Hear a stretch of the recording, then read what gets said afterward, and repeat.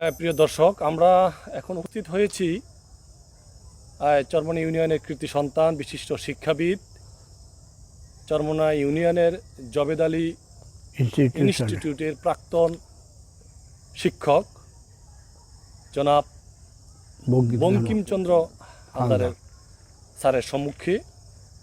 তো স্যার থেকে আমরা যে বিষয়টি জানতে চাই যে স্যার যেহেতু প্রবীণ মানুষ এবং আমরা জানতে পেরেছি যে ৭১-এর বীর মুক্তির যুদ্ধের সময় ওনারা এখানে সংখ্যালঘুরা চরমোনা বিশা হুজুরের বাড়ি ওনারা যাতায়াত ছিল, ওনারা গিয়েছেন ১৯৭১ সালে বীর মুক্তিযুদ্ধের সময়। চরমোনায় মরহুম দাদা হুজুর মাওলানা এসাক রহমতুল্লাহ আলাই এবং ফজলুল করিম রহমতুল্লাহ আলাই, ওনাদের কি ভূমিকাটা ছিল, উনি মুক্তিযুদ্ধ এবং পাকিস্তান কোন দিকে ওনাদের কি কার্যক্রম ওনারা পরিচালনা করেছেন, কি ভূমিকা রেখেছেন, আমরা একটু স্যারের কাছ থেকে এখন শুনবো ইনশাআল্লাহ। স্যার একটু খুলে বলেন। ৭১ সালে যখন পশ্চিমা হানাদার বাহিনী বাংলাদেশে প্রবেশ করলো এবং প্রবেশ করার পরে নির্যাতন আরম্ভ হয়েছে, কিন্তু অনেক আমরা হিন্দুরা যাই ইসাক মাওলানার ওখানে গেছি এবং অনেকেই এর ভিতরে চেয়েছে যে আমি মুসলমান হব। তখন ইসাক মাওলানা সাহেব এই কথাই বলেছে যে এ দেশ স্বাধীন হবে যদি তোমরা মুসলমান হও, স্বাধীনের পরে আমি করব, কিন্তু এ দেশ স্বাধীন হবে। ইসাক মাওলানা সাহেবের কথাই এই ছিল এবং আমরা সেখানে যেভাবে আমাদের থাকা সম্ভব সেইভাবেই তিনি আমাদের রাখছেন।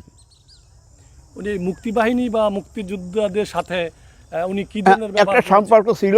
মুক্তিবাহিনীরা ওখানেও যেত, আমার বাড়িতেও মুক্তিবাহিনীরা ছিল, আমার বাড়িতেও মুক্তিবাহিনী ছিল এবং মাঝে মাঝে ওরা সেই পীর সাহেবের ওখানেও যেত। আমরা যতটুকু শুনছি ওখানে নাকি লঙ্গরখানা খুলেছিলেন। হ্যাঁ, লঙ্গরখানা খুলেছিল হিন্দুদের জন্য। আচ্ছা আচ্ছা, একটু বলেন কিভাবে। হিন্দুরা যেভাবে যা খায় সেইভাবে হিন্দুদের জন্য হিন্দুরাই পাক করিয়া খাইতো এবং ইসাক মাওলানা সাহেব তাদের আস্থা দিয়ে রাখত, যাতে একটা বাহিনী দেশের ভিতর ছিল পশ্চিমাদের সাহায্য করত, তারাই হিন্দুদের উপর নির্যাতন বেশি চালাতো।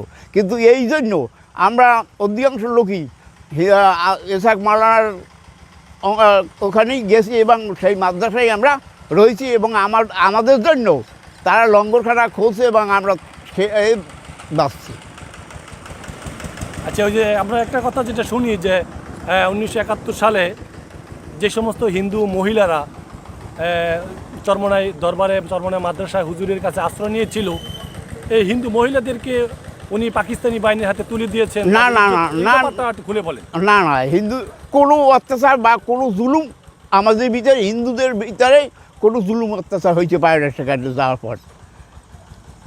মহিলারা কীভাবে ছিল? মহিলাদের আশ্রয়স্থল দিয়েছে, হিন্দুদের পুরুষদের আশ্রয়স্থল দিয়েছে। আমরা অনেকদিন পর্যন্ত সেই ইসাক মাওলানা পীর সাহেবের ওইখানে ছিলাম। তাহলে ওই যে যারা ওনাদেরকে রাজাকার বলতে চায়, এই ব্যাপারে আপনি কি বলেন? না, রাজাকার তো নাই তারা। এবং ইসাক মাওলানা সাহেব জোর দিয়ে বলেছে যে এদের স্বাধীন হবে, তোমরা ধৈর্য ধরো, এদের স্বাধীন হবে। তার মুখ থেকে স্বাধীনতার বের হয়ে আসছে এবং ঠিকই তার কথা মতো দেশও স্বাধীন হয়েছে।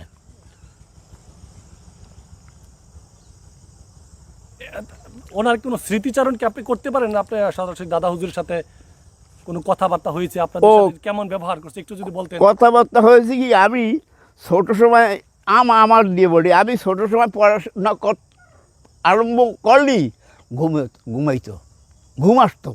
কিন্তু একদিন বোট আমাদের ঘাটে লাগাইয়ে রাখছে এবং কিছু মালামাল লাগবে, মালামাল আনতে পৃথিবীর ওইখানে চলে গেছে। তখন আমার দাদাই আমাকে দিয়ে সেই ইসাক মাওলানার পৃথিবীর ওইখানে গেছে। সে শুধু মাথায় আমার হাত দিয়েছে, হাত দেওয়ার পরে আমার আর ঘুম পড়াতে আর ঘুম আসতো না এবং যেই হাত দিয়েছে বুঝলাম কি আমার মাথা ঠান্ডা হয়ে গেছে। কাজী সে বিশ্ববাসী হোক, আমি এখনও দোয়া করি তারা বিশ্ববাসী হোক বা তার ছেলে আসলে যে সেও ফজল করিম সেও বিশ্ববাসী হোক, এটা আমার খোদার কাছে বা সৃষ্টিকর্তার কাছে কামনা বা প্রার্থনা। কোনো আপনার আর কোনো কি স্মৃতিতে আসে, আর কোনো কিছু মনে পড়ে? তারপরে যারা তার নাতি বা এখন বর্তমানে যারা আছে তারাও আর বিএনপিরা নির্যাতন করতো হিন্দুদের উপরে। আমরা বাড়িঘর ত্যাগ করে সেখানে রয়েছি, বাঁচছি সেখানে থেকে, এবং আমাদেরও বাঁচাই রাখছে। এই কিছুদিন আগে যে বিএনপিরা হিন্দুদের উপর নির্যাতন করতো 2001 সালের পরে পরে যে কিছু সমস্যা হয়েছে, সমস্যা হয়েছিল, মারধর, লাঠি ছোড়া নিয়ে মারধর, ঘর ভাঙ্গা, এইভাবে আগুন দেওয়া, এইভাবে কিছু তখন হয়েছিল। কিন্তু আমরা তখন তার ওই বর্তমান পৃষ্ঠের আশ্রয় নিয়েছি সেখানে, কিন্তু আমাদের কিছুই হইতে পারে নাই। আর বর্তমানে আমরা মনে করি যে কাজ হোক বা না হোক আমরা শান্তিতে আছি। তারা যে চেয়ারম্যান হয়েছে এখন আমরা শান্তিতে আছি। দেশের ভিতরে লুটতরাস, মারপিট, কেউ যে ইচ্ছা করে একটা থাপড় দেওয়া বা ধাক্কা দেওয়া, এর সমস্ত কিছুই হইতেছে না, আমরা খুব শান্তিতে আছি। আপনার একটু পুরো নামটা, আপনার বাবার নামটা একটু যদি বলতেন। মনোরঞ্জন হালদার, সেও মেম্বার ছিল। আপনার পিতা 65 সালে মেম্বার হয়েছিল পাকিস্তান পিরিয়ডে। আচ্ছা আচ্ছা। এবং মনোয়ার মাওলানা সাহেব হয়েছিল চেয়ারম্যান। তাই আপনাকে অশেষ ধন্যবাদ আমাদেরকে সময় দেওয়ার জন্য, সত্য কথাগুলো উচ্চারণ করার জন্য। ভালো থাকেন, আমাদের জন্য দোয়া করবেন।